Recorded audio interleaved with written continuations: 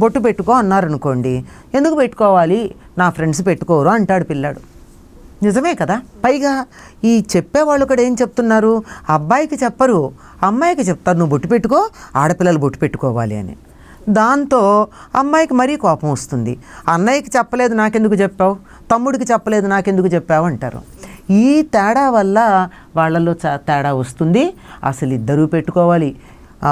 భగవంతుడి మీద విశ్వాసం అనేది ప్రకటించటానికి చిహ్నం ఇది, పెట్టుకోవాలి అని చెప్పి అబ్బాయికి అమ్మాయికి ఇద్దరికి కూడా బొట్టు పెట్టుకోమని చెప్పిన రోజున ఇద్దరు పెట్టుకుంటారు. అంటే ఇక్కడ అమ్మాయికి అబ్బాయికి అనే మన సంప్రదాయంలో ఉంది అని చెప్తున్నారు, అంతే కదండి. ఇప్పుడు అబ్బాయి కూడా బొట్టు పెట్టుకోవాలి, అమ్మాయి పెట్టుకోవాలి అని అందరూ పెట్టుకోవాలి. ఆడా మగ ఏమిటండి, మనం అందరం భగవంతుడి మీద విశ్వాసం ఉందని చెప్పడానికి సంకేతం బొట్టు.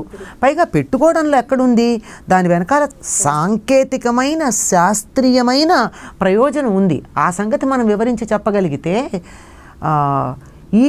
అని లేదమ్మా.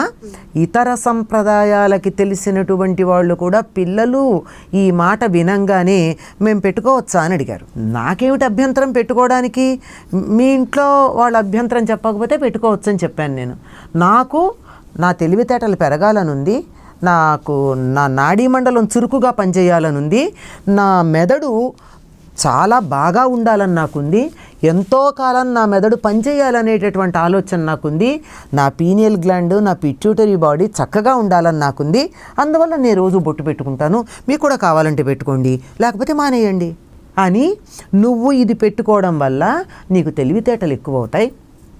దానికి కావాలంటే చిన్నపిల్లలైతే ఒక పద్ధతిలో, పెద్దవాళ్ళైతే ఒక పద్ధతిలో, యువతరం అయితే మరొక పద్ధతిలో శాస్త్రీయంగా దాని వెనకాల ఉన్నటువంటి సంప్రదాయం వెనక ఉన్న విజ్ఞానాన్ని వాళ్ళకి చెప్పగలిగితే మనకన్నా బాగా పాటిస్తారు మా పిల్లలు.